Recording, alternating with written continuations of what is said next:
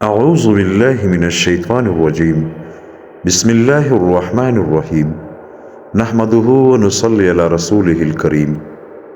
محترم ناظرین، السلام علیکم ورحمۃ اللہ وبرکاتہ۔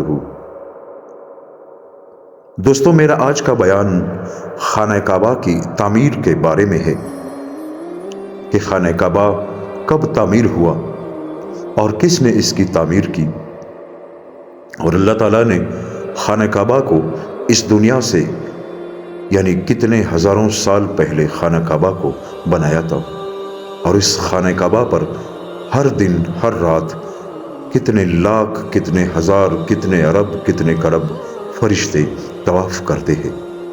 دوستو، یہ سب جاننے کے لیے اس ویڈیو کو پورا دیکھیں۔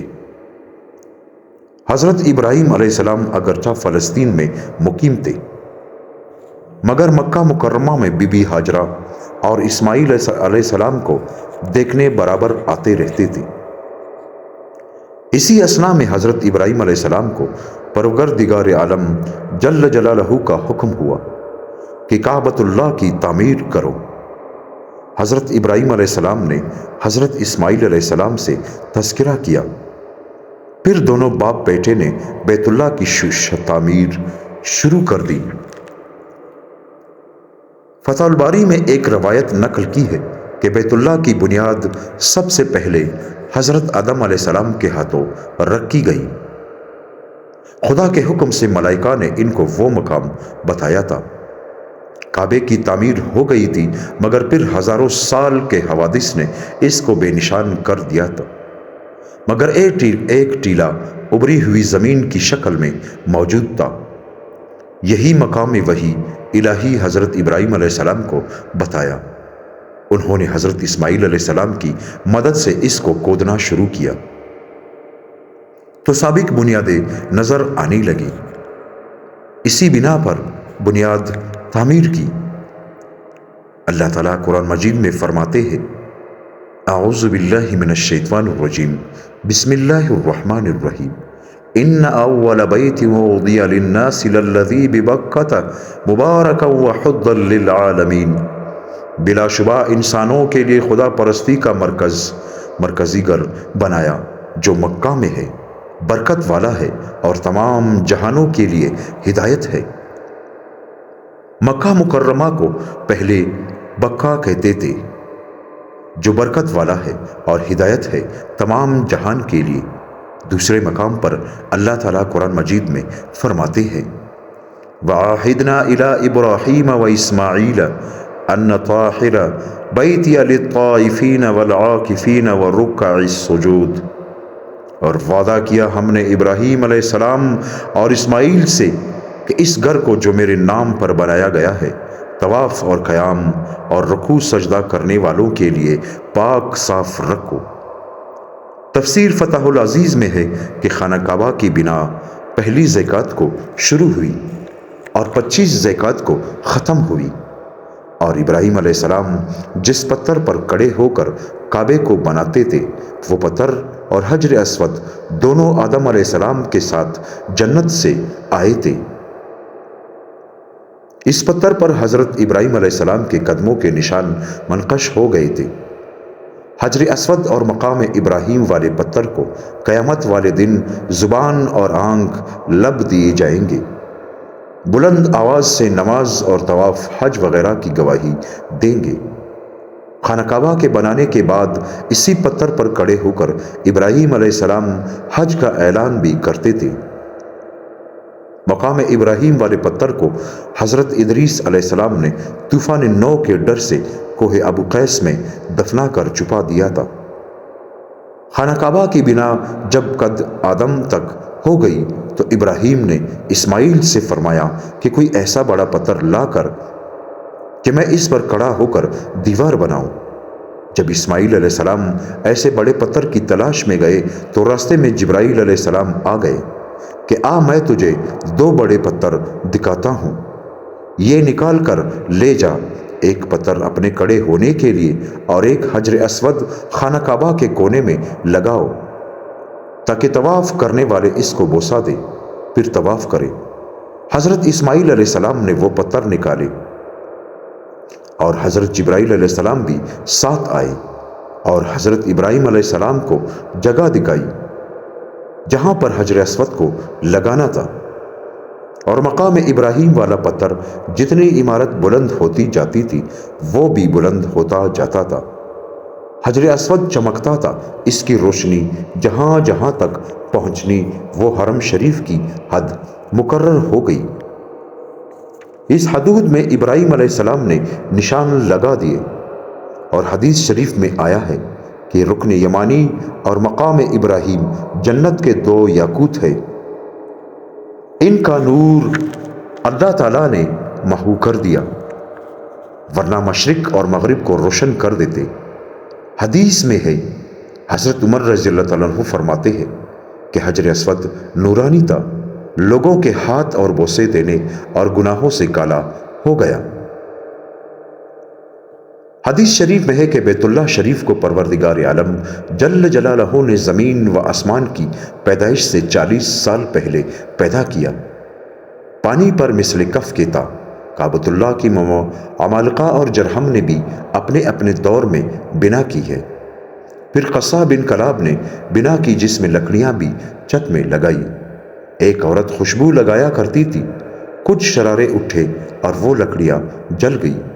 پھر قریش نے کعبے کی بنا کی، جس وقت آن حضرت صلی اللہ علیہ وآلہ وسلم کی عمر مبارک 25 سال کی تھی۔ آپ صلی اللہ علیہ وآلہ وسلم بھی اس بنا میں اپنے چچا عباس رضی اللہ تعالیٰ عنہ کے ساتھ شریک تھے۔ ارزقی بروایت مطلق بن حبیب کے لایا ہے کہ ایک دن ہم بما عبداللہ بن عمر کے خانہ کعبہ کے سائے میں بیٹھے تھے۔ جب سایہ کم ہو گیا سورج کے بلند ہونے پر تو لوگ کم ہو گئے۔ اچانک حرم شریف کے ایک دروازے سے سانپ نکل آیا اور خانہ کعبہ کا 7 دفعہ طواف کیا۔ پھر مقام ابراہیم کے پاس 2 رکعت نماز گزاری۔ پھر عبداللہ بن عمر اور دوسرے بزرگ اس سانپ کے پاس گئے اور کہا کہ اے عزیز، تیرا طواف ہو گیا، لیکن اس شہر میں ناواقف آدمی اور غلام بہتر ہے کہ اپنے آپ کو لوگوں کی نظروں سے چھپا لے۔ اس بات کو سنتے ہی وہ اپنا سر اپنی دم میں لپیٹ کر آسمان کی طرف اڑ گیا۔ ابو الطفیل سے نقل ہے کہ ایک نوجوان صالح جنات میں مقام ذی طویٰ میں رہتا تھا۔ وہ اکثر اپنی صورت سانپ کی بنا کر خانہ کعبہ کا طواف کرتا اور مقام ابراہیم کے پاس نماز پڑھتا تھا، اور اس کی ماں بھی تھی۔ وہ اس کو روکتی تھی کہ ایسا نہ کر، لیکن وہ نہ سنتا تھا، یہاں تک کہ ایک دفعہ اس کو بنی سہم کی ایک جماعت نے مار ڈالا۔ ایک دم مکہ مکرمہ میں ایک غبار اٹھی، پھر لوگوں نے اس جماعت کو اپنے اپنے گھروں میں مردہ پایا۔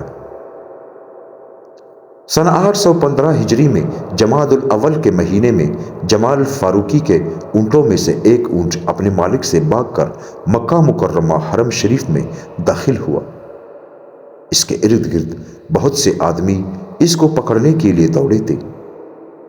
اس اونٹ نے 7 دفعہ خانہ کعبہ کا طواف کیا، حجر اسود کی طرف دوڑا، اس کو بوسہ دیا، پھر مقام حنیفہ کی طرف گیا، مزاب الرحمہ کے برابر کھڑا ہوا اور رونا شروع کیا۔ اس کی آنکھوں سے آنسو جاری ہو گئے، پھر زمین پر گرا اور مر گیا۔ پھر لوگوں نے اس کو اٹھایا، صفا اور مروہ کے درمیان اس کو دفن کیا۔ حضرت حسن بصری رحمۃ اللہ علیہ سے روایت ہے کہ مکہ مکرمہ میں 10 مقامات پر دعا قبول ہوتی ہے۔ ملتزم کے پاس مزاب الرحمہ کے نیچے رکن یمانی، صفا مروہ اور مقام ابراہیم کے درمیان، کعبے میں، منا، مزدلفہ، عرفات، آب زمزم کے نزدیک۔ اور خطیب بن علوزہ سے روایت ہے کہ جاہلیت کے وقت میں ہم کعبہ مکرمہ کے سائے میں بیٹھے تھے کہ اچانک ایک عورت آئی، خانہ کعبہ کا پردہ پکڑ کر فریاد کی، بار خدابا میں اپنے خاوند کے ہاتھوں نالا ہو، مجھ کو حرم شریف میں بھی مارتا ہے۔ یہ دعا کرنے سے شوہر کا ایک ہاتھ خشک ہو گیا۔ اسی طرح آصاف اور نائلہ یا نائکہ عورت تھی۔ آصاف نے عورت کا بوسہ لیا، پروردگار عالم نے ان دونوں کو مسخ کر دیا۔ دونوں پتھر ہو گئے۔ اس وقت لوگوں نے عبرت کے لیے ان کو کعبے کے دروازے کے ادھر ادھر کھڑا کر دیا اور دوسری نسل ان کو پوجنے لگی۔ موسم حج میں ایک چور نے ایک خالی مکان میں گھس کر ایک سونے کا ٹکڑا چرا کر خانہ کعبہ کے اندر رکھ دیا۔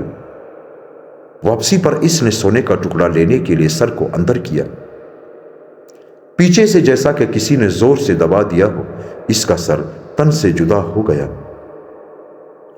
لوگوں نے اس کی یہ حالت دیکھی، پھر اس کا سر اور بدن باہر نکال کر کتوں کے آگے ڈال دیا۔ اسی طرح ایک عورت نے ایک لڑکا پالا۔ جب وہ کچھ بڑا ہو گیا تو عورت اس کو وہاں چھوڑ کر کسب معاش کے لیے جاتی۔ کچھ لوگ اس بچے کو تنگ کرتے۔ اس بچے نے اس عورت سے لوگوں کی شکایت کی۔ عورت نے کہا، مکہ میں ایک گھر ہے، اس کا ایک مالک ہے جو ہر غریب کی فریاد رسی کرتا ہے۔ اتفاقاً اس لڑکے کو کسی نے قید کر لیا، کچھ مدت وہاں رہا، پھر ایک بار وہ آدمی کسی تجارت کے معاملے میں مکہ مکرمہ آیا۔ وہ لڑکا بھی ساتھ تھا۔ اس لڑکے کو اس عورت کی بات یاد تھی۔ کسی طرح وہ لڑکا کعبہ مکرمہ میں پہنچا، لوگوں سے دریافت کر کے خانہ کعبہ کے پردے کو پکڑ کر پیچھے سے وہ آدمی بھی پہنچ آیا۔ وہ لڑکے کو کھینچنا چاہتا تھا، اپنا ہاتھ اس کو پکڑنے کے لیے دراز کیا، اس کا وہ ہاتھ خشک ہو گیا۔ پھر دوسرا ہاتھ لمبا کیا، وہ بھی خشک ہو گیا۔ پھر وہ آدمی قریش کے سرداروں کے پاس گیا، ان کو گواہ کر کے لڑکے کو رہا کر دیا۔ پھر قریش کے سرداروں سے اپنے ہاتھوں کا علاج دریافت کیا۔ انہوں نے کہا، ایک ہاتھ سے ایک اونٹ قربان کر اور دوسرے ہاتھ سے دوسرا اونٹ قربان کر۔ چنانچہ اس نے ایسا ہی کیا، پھر اس کے ہاتھ درست ہو گئے۔ بنی کنانہ کا ایک آدمی اپنے غمزدہ یعنی امزادہ پر ظلم کرتا تھا، کسی بات پر بھی نرمی نہ کرتا تھا۔ آخر وہ مظلوم خانہ کعبہ میں گھس گیا اور فریاد کی، باریائے خدایا، میں نے تیرے گھر میں پناہ لی ہے، الہی تو اس ظالم کو ایسے درد میں مبتلا کر کہ جس کا کوئی علاج نہ ہو۔ دعا کر کے وہ مظلوم گھر گیا، دیکھا کہ اس ظالم کا پیٹ مشک کی طرح پھول گیا ہے، اس کا کوئی علاج نہ ہوا، آخر اس کا پیٹ پھٹ گیا۔